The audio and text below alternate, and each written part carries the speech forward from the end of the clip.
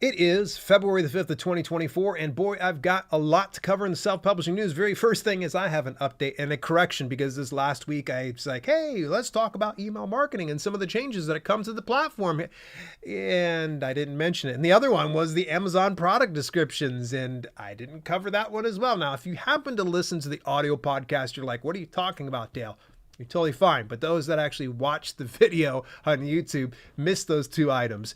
The other two items I want to kind of cover is Spotify audiobooks. The dust has kind of settled. Everybody's gotten their paychecks so far from the new audiobook premium subscription model where the audiobooks could be checked out for certain, I think, 15 hours. But we'll cover that in just a second. And last but not least, how do you check to make sure that you're not getting images that are AI generated if you're working with a cover designer?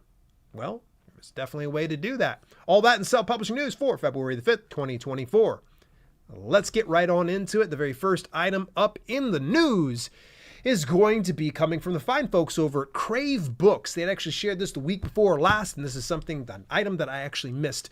You may not have noticed the important update. Amazon updated the above the fold space for book descriptions. And I know it seems like a trivial update, but I'll explain why it holds more weight than you think. A previous description might look like this, where you essentially had about 3 lines of copy, 3 lines of text, if you will. And then anytime a customer would land on the page, you'd have to hit read more. This played a huge part into what former guest of this channel, Brian Meeks, used to do in laying out the ad copy so it would compel people to click the read more. Now, the new description is so much different. In fact, actually, they're doing almost up to 12 lines of copy before it hits read more. So a lot of instances, if your book description is short enough, you may not even need to read more because it's all just shown there. So just keep that in mind if for some reason you're using the methodology of what Brian Meeks used to share, where it's like, hey, get 3 really punchy, lines to hook people in so they hit the read more. Well, now you got to get real good on your ad copy. So this is super, super important. So I would recommend now is a good time to go back in, go to your product page for your book and assess, how does it read? Does it feel good? Does it look good? Get a couple of peers to review your ad copy and see if there's any kind of discrepancies. Is it getting cut off in the wrong area? I mean, because it probably could cut off at a certain spot and someone's just like, yeah, I'm good. I'm out of here. So you have to be a lot more diligent about your copywriting when it comes to your book descriptions now more than ever. And by the way, above the fold means that anything that's above the read more spot. Same thing kind of works if you're ever on YouTube and it's like, read more is on there. That's above the fold. So anything that's below the fold would be anytime that you hit the read more, anything down below that particular portion. So again, apologies that I missed that one. But the good news is Reedsy more recently, Ricardo Fayette over at Reedsy actually covered a little bit about the new changes in email marketing. And let me just go ahead and just read from this one directly here. If you have a mailing list, as every author should, you already know what I'm talking about. DMARC. To put it in layman's terms, as of today, that was on February the 1st, Google and Yahoo will enforce a new policy to protect their users' inboxes by better filtering out the spam junk emails we all receive every day. Under this new policy, any person or company sending bulk emails will need to meet 4 specific criteria for their emails to go through their recipients' inboxes. 1, include a one-click unsubscribe in all emails. You should already have that. That should be a part of most of your subscription through like places like MailerLite or MailChimp. That should already be part of it. So if you're the type of person that has been doing email marketing through like your Google inbox, now's the time to go ahead and at least get a free service through like ConvertKit, MailerLite, MailChimp. I don't have any affiliate links. Just look them up. Here's the other one that you need to be very conscious of. Keep a spam report rate below 0.3%. This is where having double opt-in is probably going to make the most sense. Double opt-in is when someone opts into your specific email newsletter and then they have to confirm thereafter. In fact, that reminds me, I need to go into mine. I need to switch into double opt-in because now what it does is it gets it to where someone says, absolutely, I have subscribed to this. as opposed to, let's say, for instance, you run a giveaway through King Sumo, you toss everybody over into your list, they haven't double opted in, and they can go ahead and hit spam, and now you're in some real hot water. And you don't want that spam rate going up, because guess what? Then Google and Yahoo is going to toss your email marketing right into the spam folder, and your subscribers aren't going to get your emails. Third one is send all emails from a domain with a valid DMARC policy. Now, here's what I've found so far about DMARC, and I'm sorry, I'm forgetting what the abbreviation stands for, but nonetheless, I think it was 5,000 emails. If you send out 5,000 emails or greater in a broadcast, that's when you're going to want to make sure that you get yourself DMARC verified. Unfortunately, it's so complex of a process. It looks like they actually, someone like MailerLite recommended me to a third-party company to get it done. Thankfully, I'm not sending 5,000 emails out in a given day, so I'm pretty good at this point, but I think eventually I'm going to need to maybe bite the bullet and get it done. And then this is the important one that I think everybody needs to pay attention to, is authenticate all emails with SPF and DKIM validation methods. Now, this was a pain in my butt. I had to jump through a few hoops, because I'm going to tell you this, I'm just a simple man, all right? I'm just a simple caveman, if you will. Anybody that gets that reference, you're probably getting a little longer in the tooth like me. But I had to eventually cave in, get a hold of MailerLite support. It's like, hey, I don't get this. I tried to do all their stuff, their validation methods. It didn't work. Within 5 minutes, boom, got it fixed. Great. Fantastic. So I would recommend, if you're ever lost when it comes to the whole DMARC, SPF, DKIM, all that stuff, get with support with whatever email marketing platform that you have. Now, if you happen to be utilizing your personal email like Gmail or Yahoo, things like that, there's not much you can do. I would recommend that you get yourself a custom domain and get yourself a custom email. That way, you can land in more people's inboxes than inside their spam folder. It is a tough time right now when it comes to email marketing. It has gotten harder.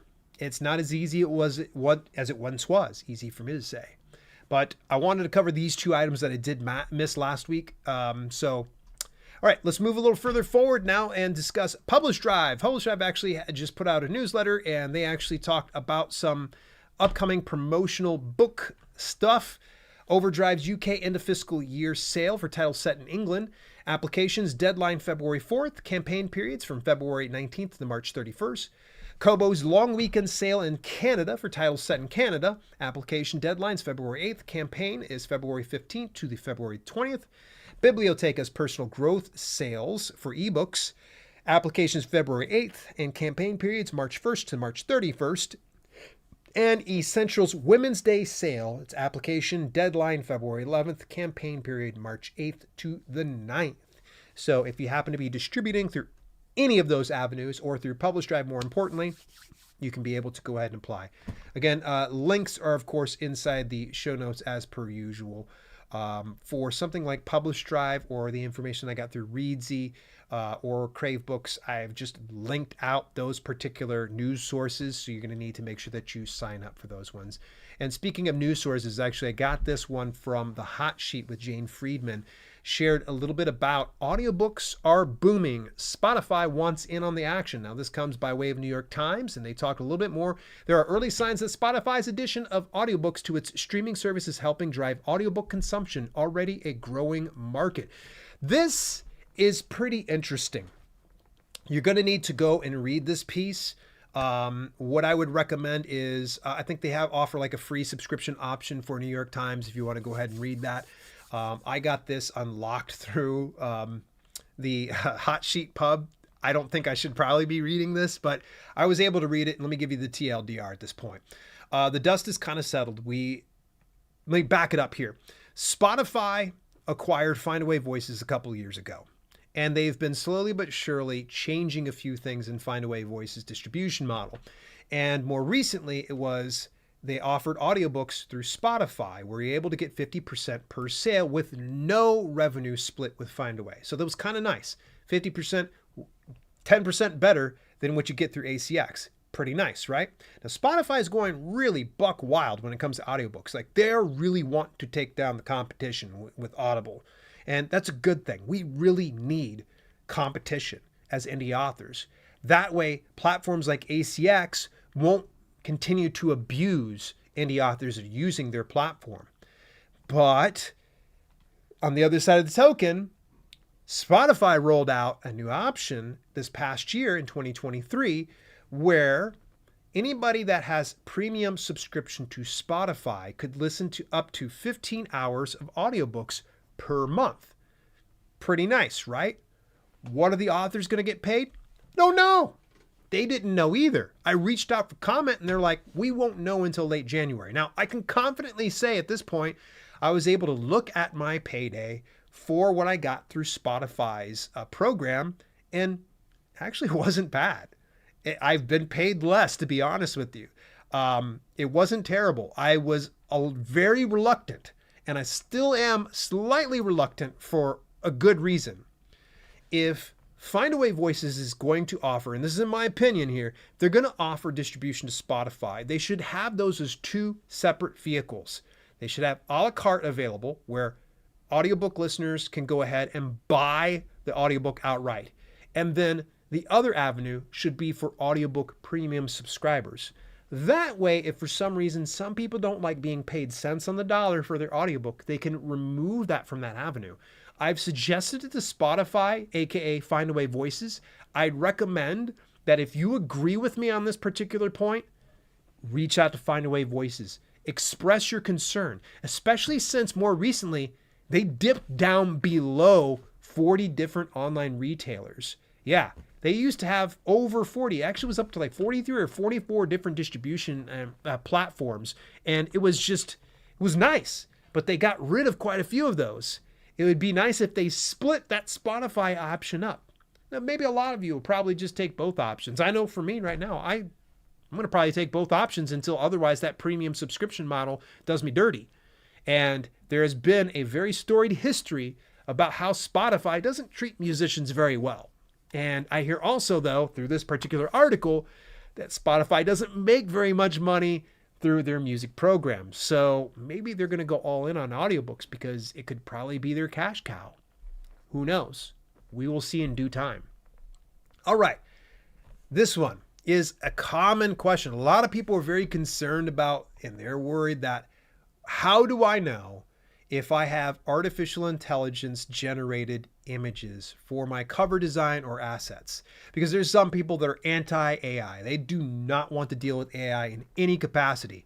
Platform like Get Covers and Miblart, their parent company is Mibble Group, if you will.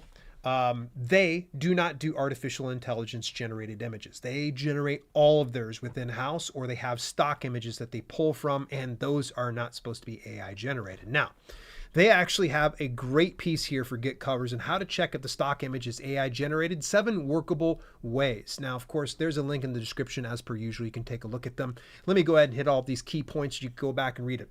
Number 1, analyze the description and tags on the website. Everything from digital creation to AI generated or similar phrases like that. Check metadata if possible. And this means going in, looking in to make sure that there's metadata, that will say specific settings, location, date, all that type of stuff in software that process the image.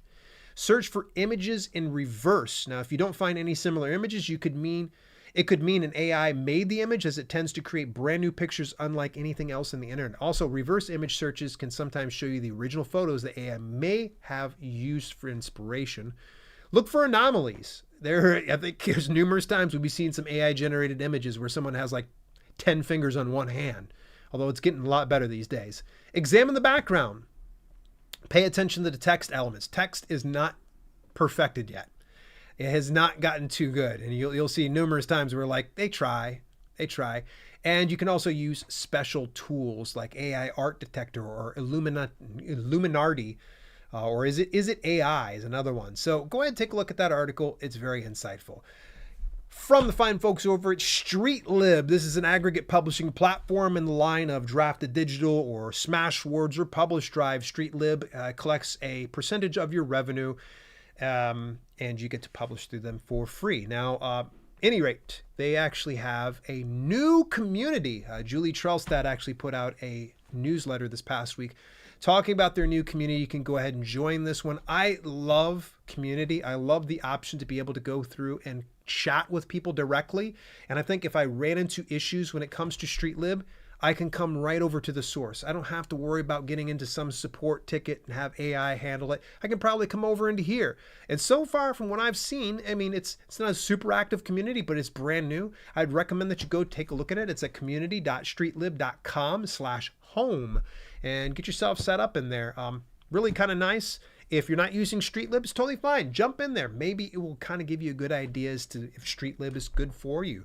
I see this platform growing in leaps and bounds over the past few years and going into the future. So stay tuned. I'll definitely update you more on Streetlib very soon. Hey, if you happen to be distributing through Apple Books for Authors, that is Apple's iTunes Connect, if you will. There was an email that was sent out this past week. It says, effective January 1st, 2024, sales through Apple Books in these countries will be adjusted to reflect tax changes listed below. Czechia says decrease of value-added tax rate from 10% to 0%. Hooray! Ireland, decrease of VAT rate from 9% to 0%. Another hooray! Switzerland, increase of VAT rate from 2.5% to 2.6%. Boo hiss, but that's only 0.6% change. So just keep in mind that those VAT value-added taxes have changed in those areas. And let's do some rapid-fire quick plugs here. Pro Writing Aid is hosting Romance Writers Week 2024 from February 12th to the 16th of 2024. You can get more details when you visit dalelinks.com/romance. And they're going to cover everything. Discover the secrets for writing, editing, and publishing a romance novel at this free online summit. Yes, it's free, but I believe they have some upsells, so just keep that in mind. They have a number of different authors and experts that's going to be part of this, including a good friend of mine and former guest here of the channel, Christina Stanley from Fictionary. That's cool to see her there. Speaking of conferences, BookmarkCon is right around the corner. Bookbrush is hosting this virtual event April 5th to the 7th, 2024. And you can get your ticket now. It's only 59 days away from now. This is a premium live event. So this means you're going to have to pay a little bit of cash up front to get in that. But there are a lot of great guests that are going to be on there, including the keynote speaker, Dave Chesson, on April the 4th at 6 p.m. Central Standard Time. And I want to give a big shout out to my friends over at Crave Books. I did recently a case study with them. They were so gracious and generous with their time and their resources that they worked with me and 4 other authors. And the funny thing is of those 4 specific case studies, 3 of them did pretty good. 1 of them didn't do so good. And they were totally fine with it. They were like, hey, look, it doesn't always work out. We totally understand that. So at any rate, Brett Steffen actually brought me in to have an interview. We talked a little bit about my past in starting into this business. So if you ever kind of curious as to what I've been up to and how I got into this business, this is what that conversation got into. It's about a half hour long. Brett was a lot of fun to chat with. Actually, Brett's a good dude. And while you're at it, make sure you go over there to Crave Books and subscribe on the YouTube channel. And last but not least, speaking of subscribing, one of the greatest ways to help support the cause here is to join my new service. It's not even new anymore. Who am I fooling? It's already been a couple of years. TheSelfPublishingHub.com. It's only $9.99 per month. You get a bunch, I mean hundreds, probably getting up to 200 at this point. We're getting close to 200 videos, I believe. But a lot of this is premium on-demand streaming service. Think of it like Netflix, but with me. Hooray! And you can start whenever you like to and cancel whenever you want to. That's only $9.99 per month. What did you think about some of those pieces of news this week? Was there anything that I possibly missed like I did last week? Love to definitely hear from you. Join me over in the Discord community. What's taking you so long? We're waiting for you over there. That's over at dalelinks.com/discord. Till later, this has been Self-Publishing with Dale, and I will catch you in next week's news with some hot takes on some stuff and hopefully not missing out on any news items today. I don't think I did. See you then, folks. Hey, thanks so much for tuning in. Special shout out to my channel members for both the podcast channel and the main channel. Without your support, some projects we do at Self-Publishing with Dale would be much harder to fund. If you want to contribute to the cause, visit dalelinks.com/memberships for details and get your on-screen shout out at the end of each broadcast. Till later, this has been Self-Publishing with Dale, and I'll see you soon.